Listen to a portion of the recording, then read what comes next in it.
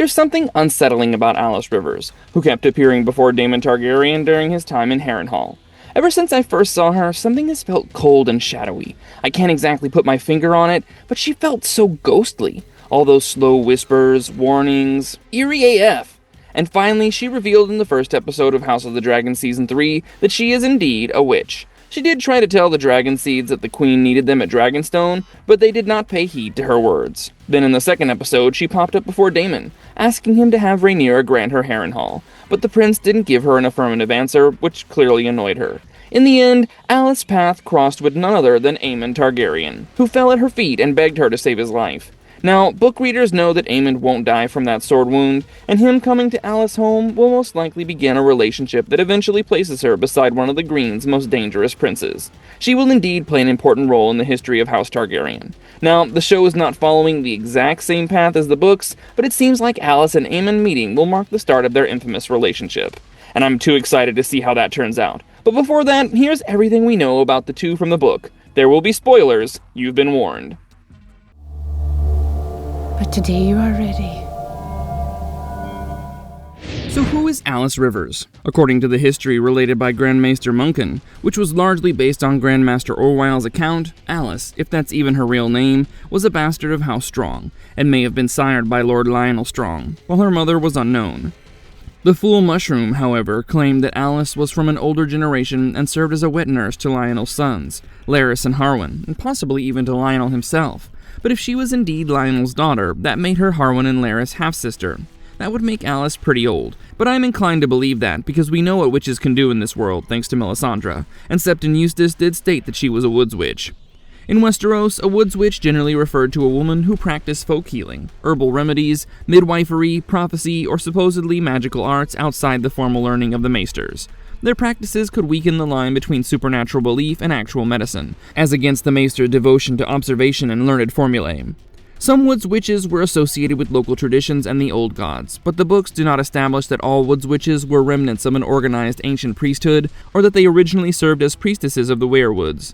Thus, Alys's religious and magical imagery in House of the Dragon points strongly towards the old gods and werewood magic, although Fire and Blood never definitively states which faith she followed.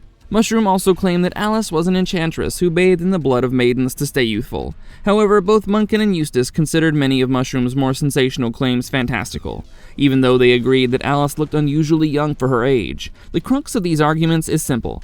Alys Rivers' origins are shrouded in mystery, and somehow her ever-young appearance fuels them. And according to Arstmaster Gildane, was she in truth a witch who lay with demons, bringing forth dead children as payment for the knowledge they gave her? Was she a simple-minded slattern, as Eustace believes, a wanton who used her poisons and potions to bind men to her, body and soul? According to these accounts, when the Dance of the Dragon started, Alys would have been at least 40 years old, but there was no way she looked so, and thus the whispers of her being a witch were strengthened. God forbid a woman has a good skincare routine. Anyway, I don't have many points to argue over her being a witch because with time the idea got stronger. When the Blacks seized Harrenhal under Daemon Targaryen's leadership, Alys survived the taking of the castle and saw Sir Simon Strong surrender it without battle.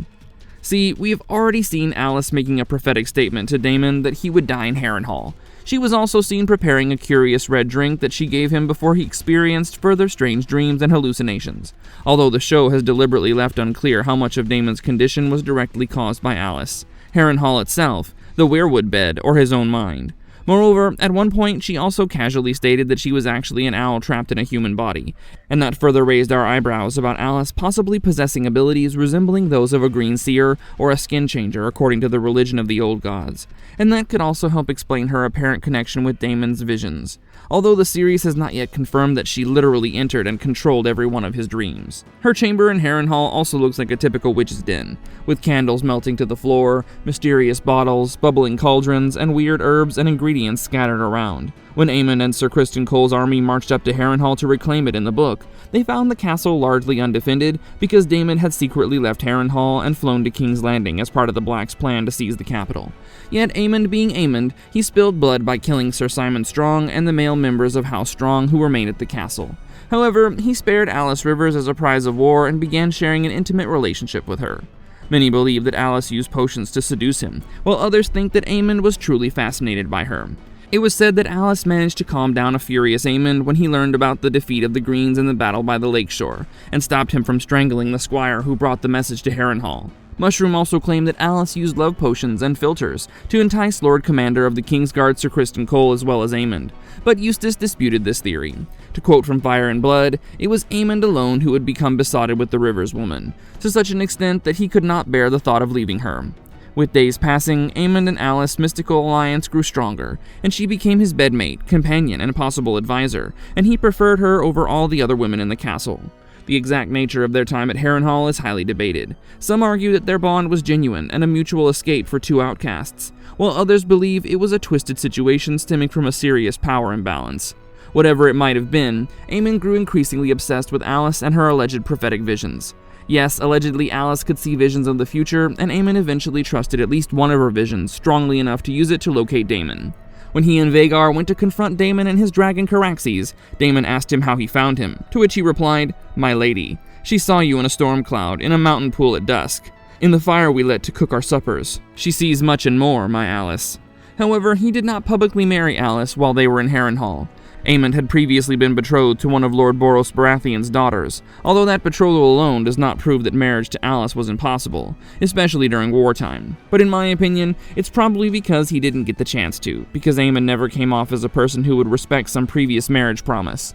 After Aemond's death, Alys would claim that she had been his widow, but the book never confirms that a lawful marriage actually took place. Yet Aemond was so smitten by Alys that according to Eustace, he could not even bear the thought of leaving her, but he had to. You see, Aemond and Criston Cole could not just sit and accept the Greens' defeat at the battle by the lakeshore, also called the Fish Feed, where the Winter Wolves and other black-aligned forces of the Riverlands destroyed the Lannister host. Lord Jason Lannister had already been killed earlier at the Battle of the Red Fork, so the surviving Lannister army at the Fish Feed was led by Lord Humphrey Lefford. As a result of this massive bloody battle, Aemond began burning the Riverlands with Vhagar, while Criston Cole marched south along the God's Eye. Now, House Frey was part of the Black's army, and when Sabbatha Frey seized an undefended Harrenhal, she found Alys and captured her. However, the wet nurse at Harrenhal claimed at this point that Alys was pregnant with Aemond's child, and Alys said, "I have the dragon's bastard in me. I can feel his fires licking at my womb." Aemond eventually returned to Harrenhal, rescued Alys, and chased Sabbatha away. And when he later returned to Harrenhal to fight Daemon and Caraxes, he actually traveled with the pregnant Alys, left her on the ground, and kissed her one last time before going into the aerial battle that would claim his life. A pregnant Alys watched the battle above the God's Eye from Kingspire Tower in Harrenhal below. Their parting has been described as a passionate final moment between the two. A year after the battle, in 131 AC, Larys Strong, Lord of Harrenhal, was executed during the Hour of the Wolf, which referred to the brief period when Cregan Stark governed King's Landing as Hand of the King at the end of the Dance of the Dragons. The Hour of the Wolf lasted approximately 6 days, but it was not itself 6 days of continuous battle. And after that, many broken men and predatory outlaws began gathering at Harrenhal during the regency of Aegon III. But guess what? Harrenhal was already being ruled by a sorceress witch queen. Yeah, no brownie points for guessing it was Alys Rivers. When Sir Tywin Lannister, the Hand of the King, ordered the castle to be reclaimed, Sir Daemon Darry and Sir Regis Groves of the Kingsguard marched to Harrenhal from Castle Darry and King's Landing respectively with 100 men. Alys presented a young boy as her and Aemond's trueborn son, and claimed that he was the rightful king instead of Aegon Targaryen III. When Alys asked Regis to kneel before the king, referring to her son, he replied disrespectfully, saying, "I do not kneel to bastards, much less the base-born whelp of a kinslayer and a milk cow." And very soon after insulting Alys, Regis died abruptly. See, I mentioned that over time the arguments in support of Alys being a witch would get stronger. Witnesses claim that Alys made a gesture and Sir Regis' head suddenly burst apart. Some believe that she had killed him through dark magic, while more skeptical accounts suggested that a concealed missile or other trick might have been responsible. Alys then sent her disorderly mob and loyalists against the royal force, as a result of which Sir Daemon Darry was able to return to Castle Darry with only 32 survivors. The following day, Alys sent a captured supporter to Darry with a haunting message. He stated, "Don't come again unless you mean to bend your knees," she says. "Any man who comes near her walls will die. There's power in them stones, and the widow's woken it. 7 save us all. She has a dragon. I seen it." The survivor also mentioned that more than a dozen other prisoners had been tortured to death, and reportedly Alys had placed a curse on him, which left him terrified because she had warned him that he would die if anyone laughed at his tale. Okay, dude, that's scary. The man also conveyed Alys' caution that anyone who dared approach Harrenhal without first surrendering to its rulers would end up meeting the same fate. Before leaving, the man also insisted that he had even seen a dragon within the castle. Although Sir Daemon Targaryen assured him that no one would make fun of his story, one onlooker laughed anyway, and moments later, the messenger began choking out of nowhere and eventually died. Some witnesses claim that they saw marks resembling a woman's fingers around his throat. Now, back in King's Landing, Tywin Lannister was upset by the news of Sir Regis' death, but Lord Unwin Peake was in no mood to believe Daemon's reports of dragons and sorcery, and argued that outlaws, tricks, or hidden attackers were the real culprits. The other regents also leaned toward a more skeptical assessment, and decided that a larger force would be needed to retake Harrenhal. But those plans soon fell through because of the outbreak of the Winter Fever in 133 AC. Before signing off, I just want to say that the more you read about Alys Rivers, the harder it becomes to discern between actual facts and folklore. Sure, she may have been a sorceress who cursed her enemies, and could indeed see the future in storm clouds and flames. Or maybe she was simply a clever woman whose legend grew with every telling. The thing is, Martin really never gives us a definitive answer, and honestly, that's what makes her so fascinating and even a bit frustrating. In fact, even the fate of the son she claimed was Aemond's heir remained a mystery, and has practically been unaccounted for in the rest of the published story.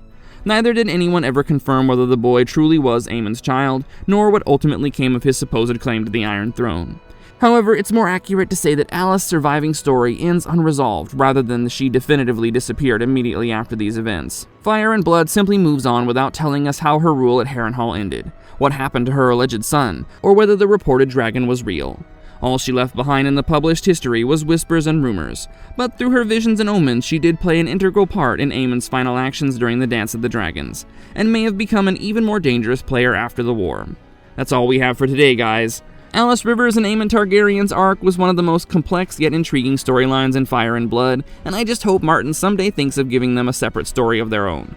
As of now, Gayle Rankin is doing a great job portraying the character, and how the showrunners will continue to flesh her out is extremely exciting. She said in an interview with Entertainment Weekly, she's someone who has all this power who's been alive for potentially 400 years. Let us know your thoughts in the comments below, and if you like this video, don't forget to hit like, share, and subscribe. I'll see you in the next one. Bye!